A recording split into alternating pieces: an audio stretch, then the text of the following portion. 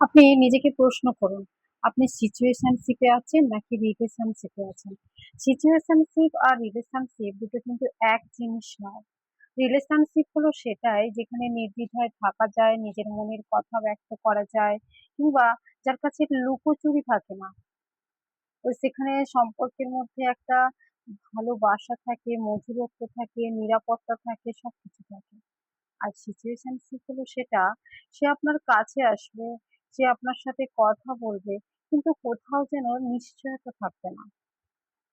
আপনি নিজেকে প্রশ্ন করুন যে আপনি কি ঠিক নিজের আত্মসম্মান বিসর্জন দিয়ে কখনো এমন কোনো সম্পর্কে আটকে থাকবেন না যেখানে কোনো নিশ্চয়তা নেই। তার দরকার হলো আসলো, কিংবা তার মনে হলো আসলো আবার দূরে সরে চলে গেল। যখন দরকার হলো আপনার সাথে কথা বললো, আপনার সাথে ভালো ব্যবহার করলো, দরকার মিটে গেলেই আপনার সাথে খারাপ ব্যবহার করলো। এটা কিন্তু কখনো কোনো সিচুয়েশনশিপের মানে প্রশ্নই পড়ে না। আর এরকম কোনো সম্পর্কে আটকে থাকা মানে আমার মনে হয় নিজের দুর্বলতাই বটে। এতে করে লাভ কিছু হবে না। আর আপনি শান্তিতেও থাকতে পারবেন না।